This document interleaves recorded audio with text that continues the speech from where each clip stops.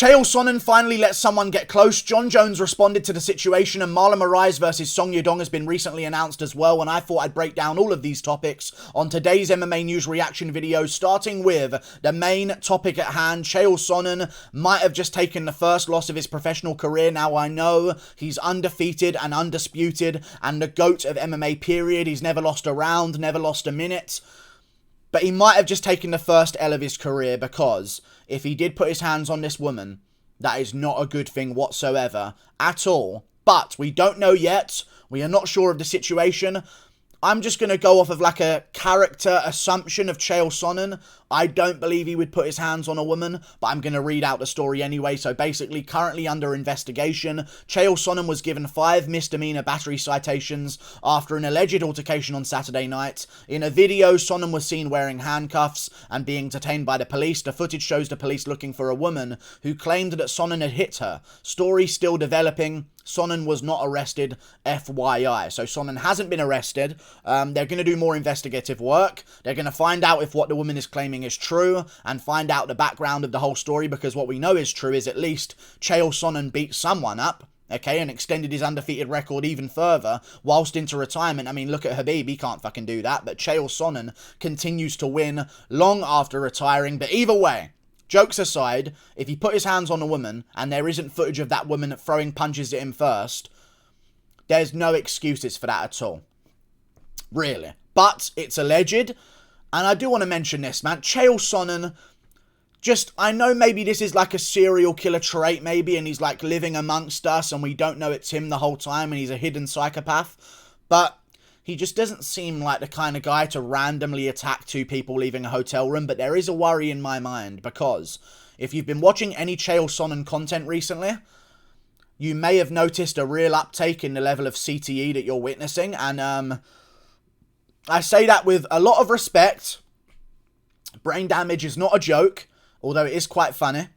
Chael Sonnen's CTE seems to have been raised recently, and he's blinking a lot. He's going off on tangents about nothing. He's making videos about nothing.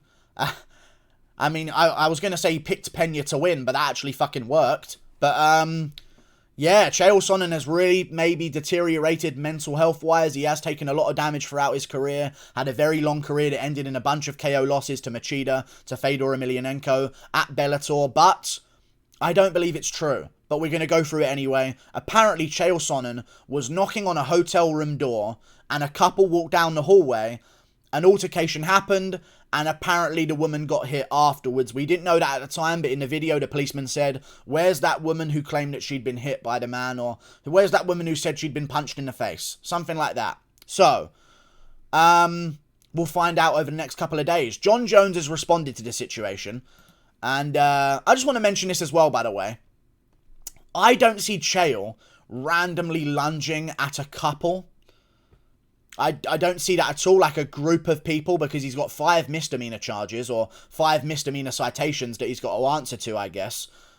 I don't see him lunging at, like, you're the one guy on your own, and there's a group of people coming towards you, and you lunge out at them, and attack them, and beat up the man, and then attack the wife. Like, I can only imagine that's a CTE, blackout, don't even realise what's happening situation. But, either way, if he did put his hands on that woman, Chael's kind of dead to me, seriously. If he's just straight up attacked these random people and swung on a woman and punched her square in the face, he's dead to me, really. But the woman who claimed that she hit him in the face, in my opinion, if I had to take a wild guess at what happened here, Chael Sonnen's knocking on the door of the hotel room. He's being noisy. A man and his wife, or a man and his girlfriend, leaves their hotel room to see what's going on outside.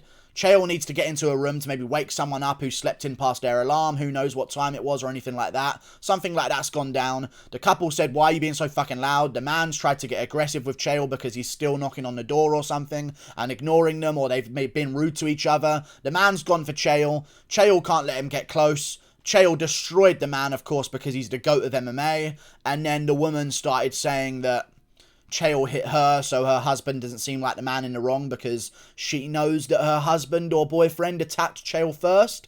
That could be a scenario that played out, but I will mention this as well. Jon Jones has responded to the situation. He said, "Chael Sonnen, I'm not going to sit here and celebrate you getting battery charges against a female last night. Never happened. Never happened. Chael Sonnen has received no battery charges against any female. So Jon Jones just lied. Chael Sonnen, citation for misdemeanor. Not a single battery charge against a female. None of that's confirmed whatsoever. Not like Jon Jones' history of charges and battery charges and stuff like that he pled guilty to, by the way. And even admitted. So that never happened, but Jones said it for some reason. That would make me like you, and I'm nothing like you. Yes, you're an actual woman beater. Instead, I wish your family well. I wish the victim's family well. Anyone but his own fucking family, eh? They don't get to wish well whatsoever, because they get the fucking whoopings. But either way, it's funny how the people who criticize and judge you the most have some of the nastiest things in their closets. Let he who is without sin cast the first stone. You'll get no stones from me. Good luck. This is a stone from you, you prick. You know it is in your own twisted way. But I want to mention this right now. Jon Jones, this is a different situation than you. I did not respond to the Jon Jones situation until after the police report came out that detailed from like 5 different witnesses exactly what happened on that night. Like 5 different witnesses, the kids, the hotel worker, the woman that was on the phone at the reception desk, also the security guard and the police officer statement as well. There was many different witnesses that told their version of events, and there was so much evidence against Jon Jones being guilty, and then Jon Jones pled guilty or something like that, so he pled to the charges. And also, he claimed he did it anyway because he said that he had to make a big comeback story. It's time to make a change. I know I've got demons from the alcohol. I'm not going to drink alcohol anymore. All whilst denying that he did it. So basically he admitted that he did it because he said that he needs to make a change. The alcohol's getting to me. I can't keep doing this. I've got so much trauma from when I was younger. The alcohol just brings it out of me and stuff like that. But if he didn't do anything to his wife, why is he mentioning that he needs to make a comeback and change his life around? If he was completely innocent, there would be no life to change around. Your life's fine, right, if you're innocent. Either way, he's gone after Chael Sonnen. Rightfully so, though, I guess. Chael Sonnen also has some stuff against him, but it's all alleged right now, and I fucking highly doubt that he's attacked a random couple. I really highly doubt that. But CTE does some things to people. Maybe it's happened in the heat of the moment, in which case, fuck Chael Sonnen. He's dead to me if he did put his hands on a woman. But either way, don't believe it happened. We'll see what happens over the next couple of days, and we'll see if the reports come out. One thing that's weird to me, though, is that they're looking for the woman that got attacked by Chael whenever they did arrest him. That doesn't make much sense to me. So the police were rushed to help because the woman was screaming for the police to come and help. So they came to help, and then the woman that they're looking for is nowhere to be seen. This woman who alleged that she'd been punched by Chael Sonnen is nowhere to be seen. Not near her boyfriend, not near Chael, but the police are there. Maybe they all went back to their hotel rooms and forgot about the altercation until the next day when the police showed up. I don't know the situation, but I'm going to go out on a hunch and say Chael was instigated upon by this woman's boyfriend. He showed her why he's the GOAT of MMA, or showed him why he's the GOAT of MMA. And then the woman, knowing that her husband or boyfriend was in the wrong, played the victim card and acted like Chael attacked them. Maybe, because he's an MMA fighter, and they could probably get away with it in that case. But either way, we'll see what goes down. Not going to judge anything yet, but if it comes out by many witnesses and like a hotel camera footage that Chael did just attack these random people for no reason, I'll make another video dissing him the same way I did Jon Jones. Moving on to another situation, which is Song Yadong versus Marlon Vera. Big matchup. Oh no, not Marlon Vera. Fucking hell. Marlon Moraes versus Song Yadong. People are saying Dana hates Marlon Moraes. This is a good matchup for Marlon Moraes. He's a stand-up fighter who's explosive in the first round, has a better chin than Marlon Moraes, let's just say it how it is, but arguably could just be switch kick KO'd within a minute or two. So, good matchup for Marlon Moraes, in my opinion. It's not like it's a grappler or a Ricky Simone coming up or something like that. Like, he's got a stand-up fighter who's going to go blow for blow with him. It's a good matchup. Song Yadong, Marlon Moraes. Do I think that Marlon Moraes is going to win? No, I think his chin is completely done. But at the same time, this is a jump down the rankings for him. People are saying like they're feeding him to the wolves Marlon Moraes beat Aljamain Sterling. Like, he was fighting for a belt not too long ago. He still holds a win over Jose Aldo, by the way, and I believe he beat Jose Aldo rounds 1 and 3. Either way, Song Yadong's the next matchup for him, coming off a big win against Julio Arce that he didn't even get a bonus for, despite it being a head kick KO, because a woman got a finish on the card, so they can't give the bonus to Song Yadong. But Song Yadong's got a bunch of good performances recently, beat Casey Kenny, snapped his loss. I think he had a loss to someone, didn't he? Or he beat Marlon Vera, so no, it wasn't a loss. He actually did get that win over Marlon Vera, which is really ridiculous to even think about. But either way, he's had a bit of a rocky career here and there, but now he's putting together some more momentum, and I think this is going to increase his momentum. It's a great matchup for him as well. 24 years of age. 24, and he's just turned 24 a couple of weeks ago. 24, ranked at bantamweight, been here for a while already, and so far has a UFC career record of, oh my god, 1-0, 2-0, 3-0, 4-0, 4-0-1, 5-0-1, 5-1-1. And that was to Kyler Phillips, which was a bad loss that he took, which was a very bad matchup for him, mixed in the takedowns, threw a bunch of crazy stuff as well. So he's done very good right now. I think he's 7-1-1 in his career overall, which is a ridiculous UFC record for a 24-year-old to have. He's putting together some more momentum by beating Casey Kenny, by beating Julio Arce, who are two very capable opponents, and now he's got Marlon Moraes. I trust in his chin enough to say that he's going to land a big shot on Marlon Moraes, and when he lands one, it probably will put Marlon Moraes out cold, whereas if Marlon Moraes lands one, I can maybe imagine Song Yadong taking a couple of them. I just don't think Marlon Moraes has the chin necessary for MMA anymore, and I think it's going to be done with him, because why would you want Marlon Moraes around? Genuinely, why would you want Marlon Moraes around? He's 33 years of age. He's lost to nearly everyone, other than a couple of good wins that he has. So why not just feed him to the younger guy coming up? It's a decent matchup for Moraes, a stand-up opponent. If you're really good, you beat everyone. So people are acting like, oh, Marlon must have slept with Dana's wife for him to be making these matchups. What do you want him to do? Marlon Moraes versus Rani Yahya? Because they're so far apart in the rankings, it would make no sense. This is the matchup to make. An up-and-comer, just barely in the rankings, versus a guy who's in the ranked top 10 position in the bantamweight division, on the come down, on a losing streak.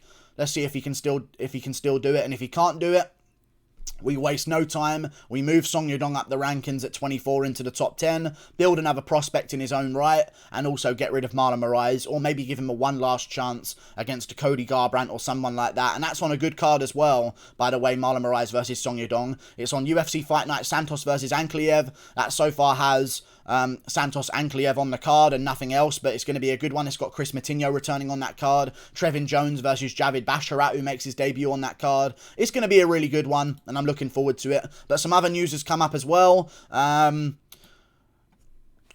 has been going crazy about earning a title shot already and stuff like that, which I just don't understand, because he'll burn it all down and throw fucking dollies everywhere if McGregor gets a shot against Oliveira. I understand if McGregor gets a shot against Oliveira, but I'm just going to say this again to Gaethje. You're being a delusional prick sometimes when you speak. I get it. You deserve it over McGregor. Obviously, we all know that, okay? But you ain't fucking earned this. You are in a very, very lucky position that Makhachev didn't quite do enough to earn his own title shot. You're in a very, very lucky position.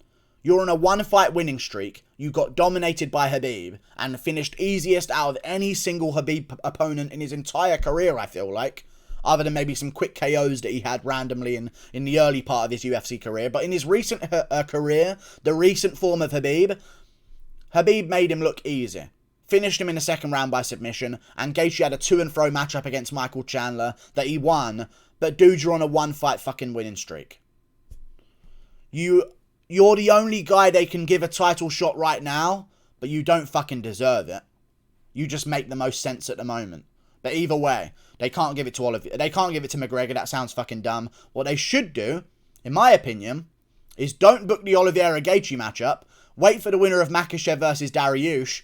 Put them against Oliveira for the belt. Do McGregor versus Tony Ferguson. Winner of McGregor-Ferguson takes on Gaethje. McGregor versus Gaethje. Ferguson-Gaethje rematch. Who knows? And then the winner of that one gets a title shot. And that could be McGregor versus Gaethje in 2022. And I'd like to see it for a title shot. Who knows what goes down? But moving on to another topic. Dana White guarantees Carla Esparza is next for Rose Namajunas. But he said that before, and that didn't happen. But I think it will happen now.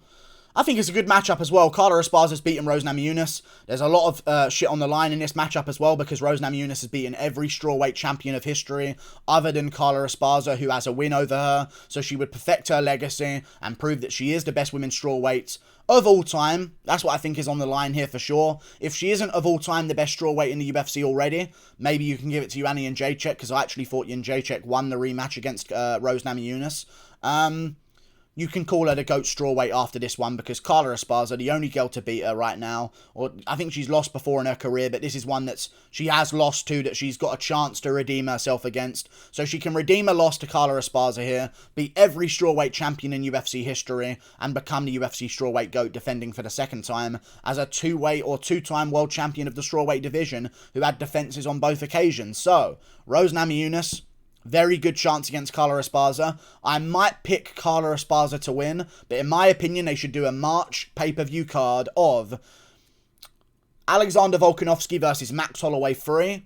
I don't know what they're going to do in February. I don't think they can add another title fight to that card. I'm not too sure. But what they could do in March is Alexander Volkanovski versus Max Holloway 3, the trilogy. Controversial trilogy, because people can't get over the fact that Volkanovski beat him twice. Piotr Jan versus Aljamain Sterling in the co-main event. 2, controversial rematch because of the situation that went down at the end of the first fight.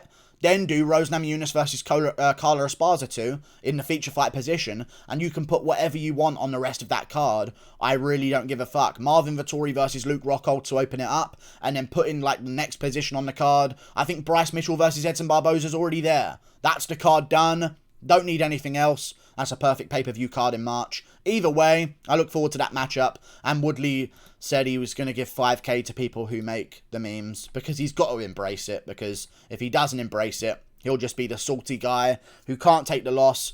Woodley's taken the loss well, though. He has taken the loss well. He mentioned, they thought a lesson would make me quit. That shit made me laugh. I've been here before. But y'all real funny with the memes. Some of that shit I gotta laugh at myself. People talented at Photoshop and editing might as well get paid for it. Here you go, £5 to the funniest video pick rules below. Must include a layered multi-post. First slide, your meme. Second slide must show that you're following me. Yeah, I'm not giving you £5 to let you drill me and not follow me. Fuck out of here. And promise to do good with some of it. Best way he could handle the loss. Paying people 5k for the best meme they make of him. Good for him, you know. You've got to take it well. In my opinion, right now, Tyron Woodley, he's going to get a bunch of shit, but if he wants none of that shit and wants to fully redeem himself, this is what he does. Fight Dylan Dennis. Beat Dylan Dennis. You'll fully redeem yourself. It's that easy, Woodley. It's that easy. Dylan Dennis is hated by everyone. Hated by everyone. And I think Jake Paul might look at the Dylan Dennis matchup and think to himself, you know what? I've got people kind of changing their minds about me right now and coming over to my side and being a fan of me moving forward now that I've just KO'd Woodley, because even though my personality hasn't really changed, my performances have proved that I'm better than Woodley, so now people like me because that's just how the world works nowadays. But either way, Jake Paul maybe should look at the Dylan Dennis matchup himself, because if he beats Dylan Dennis, he'll be the guy that beat the troll that no one likes, and he'll be the new favourite of the combat sports world, which will be weird and out of nowhere. But if Tyron Woodley wants a chance to redeem himself, flatline KO Dylan Dennis in the co-main events of Jake Paul versus Tommy Fury in June or July of next year, or maybe even May, who knows when he's going to turn it around, May next year, Showtime Boxing, whatever the fucking promotion that does it is, Triller, whatever they want to fucking do, Jake Paul, Tommy Fury, rebook it, co-main event, Tyron Woodley, Dylan Dennis, sign me up, I'll watch it all day long, and then do like Mike Perry, Diego Sanchez on the card as well. That'd be funny. Like and subscribe, thank you for watching, click that button up there, toodle pip, I'll see you later, goodbye.